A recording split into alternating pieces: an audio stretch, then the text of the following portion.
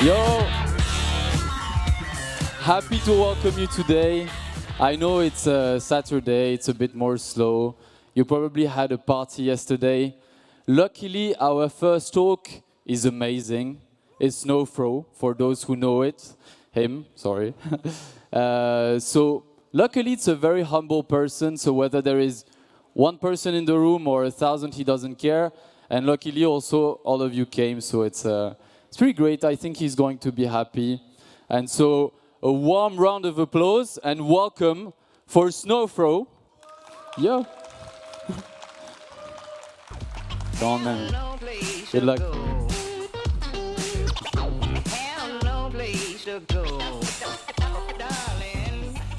Hey everybody, good morning. Make sure this thing works. On. Yes, it does. Hi, my name's Eric. I'm also known as Snowfro, or Art on Blockchain on Twitter, and I'm really excited to be back here speaking at this incredible event. Last year I had the opportunity to share my ideas around the concept of 101 of X, where I proposed that if it costs the same amount of money to produce a million things that are the same as it costs to produce a million things that are all unique, all else held equal, people will choose to express themselves as individuals with a unique item. We've seen this play out in the generative art space and the PFP space, and I believe this is something that will find mainstream adoption via physical goods. Today, I'm going to get a little more granular on what I consider to be our greatest opportunity to expand this beautiful ecosystem with accessibly priced, digital optional, physical optional, artistically driven NFTs. I have two main goals today. Number one, if you're an existing collector or brand new to NFTs, I hope to present a compelling framework for NFTs that have value beyond scarcity, FOMO, and promise of future value utility. And number two, if you're a creator, I'd be thrilled if anything I say today inspires you to create or release content using these mechanisms. I've been here for 7 years now, and I'm here for a future for what we do is mainstream and commonplace. So to me, the future of 100 million people having NFTs on this planet is not an if, but a when. What I'm presenting today provides an opportunity for existing and new participants to experience the "we are still early" vibe that a lot of us experienced in 2020 ahead of the run-up in 2021. And what I'm presenting today aims to talk about what can I do with my NFT. But before I get into current projects, I want to give a quick rundown of the last 12 years of my life and how we got here today. My wife, Mara, and I have always had a strong interest in the design and function behind creative work. It's led me down some really unimaginable and weird life segues. I tinkered with code from a very young age, but really started coding visuals programmatically when I discovered the practice of projection mapping, which is the practice of projecting light onto three-dimensional objects. My medium here was projecting simple colors and gradients onto basic shapes, something that you'll see as a recurring theme throughout this presentation. In 2013, I launched a Kickstarter campaign called Sebo Lights. Picture it like a chromey squiggle on your wrist that was set up to be fully programmable for the user beyond the simple preset patterns that came with it out of the box. I ended up shipping 1,000 of these bracelets all over the world. After years of being focused on light-based work, my mind started shifting to the simplicity and permanence of physical things. My Kickstarter campaign forced me to buy a 3D printer, and when I finished producing the Sebo, I started to use a 3D printer to make 3D blocks in various heights, which I would hand paint and assemble into colorful gradients. I spent many years focused on this medium, which eventually landed me my first art exhibitions and cemented my desire to create art and share it with the world. Rewind a little bit to 2004, right out of college, I started a ceramic tile business focused on high-tech contemporary tile products. There are some eerie similarities to my crusade back then and now in introducing what I consider to be a revolutionary technology to an industry. And while deep in the design world, I started thinking about how you could marry code-based outputs with the architecture design industry. And in 2016, I prototyped a generative rug with the idea of releasing an algorithm for people to select the possibilities, and when they got to the one they wanted, they'd be able to purchase it from a local vendor. And this is before I discovered NFTs. I continued to lean into product design, and in 2018, I worked with 25 street artists and collector and photographer Pixel Pete on creating this porcelain tile collection called Tag, which subsequently won a few awards, notably a Red Dot Award. And then in 2019, the rainbows strike again. Always wanting to integrate technology into my tile practice, as well as being a catalyst for designers to implement color into their projects, I came up with an idea for a simple tile collection called Chromie that was paired with a generator that facilitated exploration of what you could do with such a vibrant tile collection. Designers could either hit randomize and be inspired by what entropy could bring to a project, or granularly control colors and gradients to suit their needs. But relevant to today's conversation, inspiring someone with a pattern is one thing, but the generator also provided the designer with the dimensions, breakdown, and instructions for how to purchase and install the tiles to match the design. And this all culminated in my releasing Art Blocks and the Chromie Squiggle in 2020, recognizing the power of digital object ownership and the value proposition that blockchain technology brings the medium of generative art, facilitating individuals to participate in a larger family of work with individualized outputs. Every experience from my past informed what I built at Art Blocks, and I believe that my previous experience and understanding of code-based creation, manufacturing, business, entrepreneurship, and working with creators, not to mention participating in Web3 since 2017, puts me in a unique position to identify the greatest opportunity that we have ahead of us for onboarding the next generation of users into our space. I engaged with very different audiences for each of these experiences, and each has taught me a tremendous amount in trying to understand what people might want and why. As someone that loves art and the intersection of art and technology to the core, I know that there's value for what we're doing beyond scarcity. I firmly believe that cracking that nut is going to be the key to unlocking curiosity and delight for what we do for the next generation of collectors. And while I've had dreams of buying generative prints at IKEA or selling generative tile collections for a really long time now, I've spent the last 2 years thinking really hard about what it takes to get the average consumer excited about what we do. And a lot of these thoughts bring up the question of what can I do with my NFT? I lean into conversations that I've had with Derek Edwards, who's not only a mentor, but also the person that I believe might have the most comprehensive macro understanding of what's going on in our space, and the ability to explain it with unwavering conviction and clarity. Together, we've explored these 4 macro trends converging today that provide the path and unlock to maintaining digital objects, making digital objects more compelling for the mainstream consumer. Trend number 1 is the digitization of all information and culture. Today, we spend a significant amount of our lives online, and as a result, have assigned more and more value to our digital possessions and interactions. Trend number 2 is the use of blockchain technology as a recording medium. This imbues digital objects with property rights for the first time in history. Trend number 3 is the idea that computer code can automate variety where homogeneity once existed.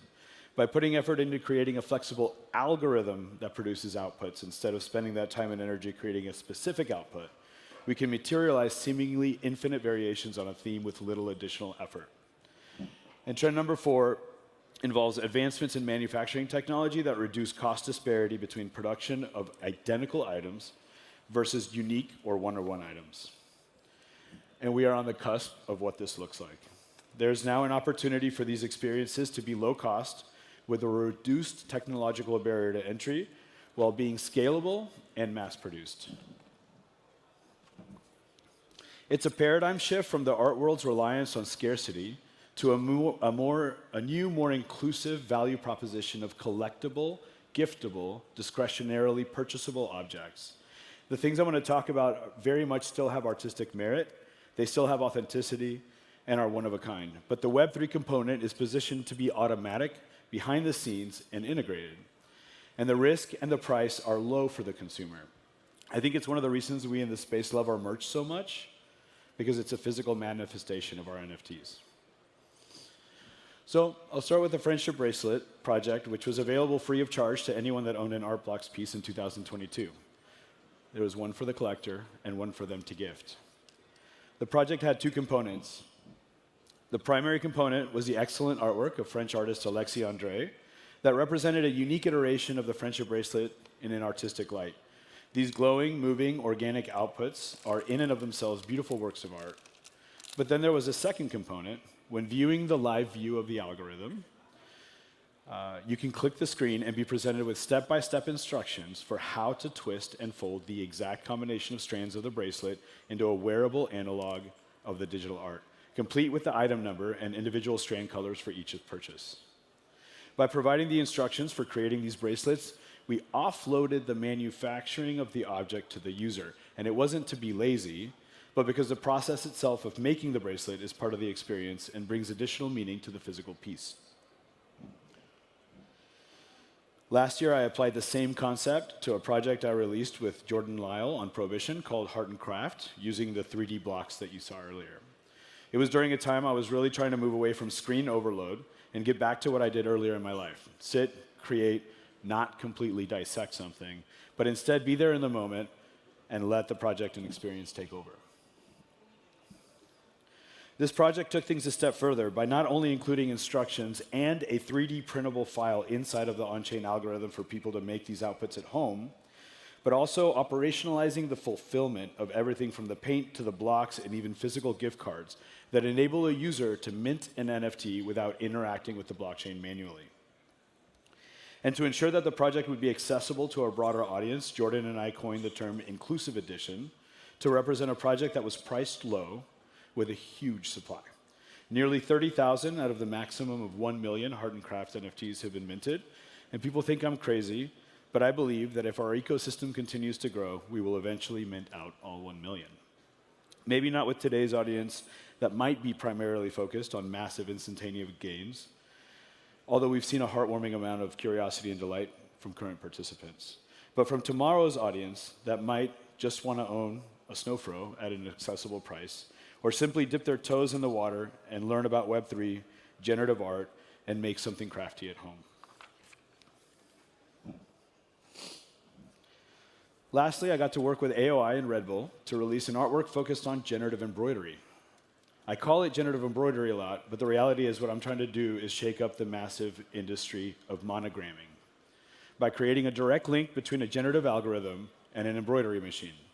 The project was personally very special to me, as I'm a huge fan of motorsports, and I saw it as an opportunity to share my work and vision for digital art and NFTs with a broader audience. My intent was to simmer the concept of speed and velocity to the most basic possible symbol, and give art, NFT, and racing enthusiasts a way to represent their participation via something unique to them. What makes this process special is that I went deep into understanding the intricate details of embroidery to understand how I can use code to generate a final, ready-to-embroider output that does not require human intervention in the digitization process. After long hours learning to literally code individual stitches, I was able to finally formulate a project and subsequently a process where it takes the same amount of time to embroider 2,000 hats that are the same as it takes to embroider 2,000 hats that are unique. If you find yourself at South by Southwest next month, please stop by the Generative Goods booth to check out the embroidery process in person. And keep an eye out for Art Blocks Engine partner Stitchables, working some embroidery magic as well. Which brings me to my latest endeavor. In the pursuit of what I've talked about today, Art Blocks Engine partner Generative Goods will design and develop physical optional, digital optional, blockchain-powered products and projects for the broadest possible consumer base. I would love to see, and fully expect to see, dozens of companies like Generative Goods in the future focused on accessibility, lowering the barriers to entry, and giving people things that they can do with their NFT. What keeps me up at night is seeing dwindling collectorship and enthusiasm, people only looking at Band-Aid temporary solutions for number go up, and not thinking long term, with very, very little being done about presenting a compelling use case for NFTs for consumers beyond speculation. I want to give a huge shout out to Luca and his teams and relentless pursuit of integrating our culture into the mainstream via Pudgy Penguins. This is so incredibly difficult and requires focus and resolve with a long-term vision of the future. We need information booths for the new Web3 user and stuff to do with our NFTs for the existing user. We need to think about not just the primary or the secondary, but the tertiary market for NFTs, which is everything that you can do with an NFT via provable ownership of that NFT. We have to consider that some, possibly a significant amount of users, will actually be onboarded via the tertiary market, which is in fact a more natural buying behavior for the average consumer. I want to find a way to succinctly convey that our space is the choose your own adventure variety. Some people just want to play in a casino, and that's fine. Some people just want to collect fine art, and that's amazing. Some people might just want a cool hat. We'll be completely happy and satisfied with just a cool hat. And while it might come with an accompanying NFT, they might be perfectly happy throwing away the digital component and seek nothing more than wearing a cool hat. Other people will buy a hat and a year later are staking Ethereum and flying halfway across the world to a small art town in West Texas. There are no wrong answers here.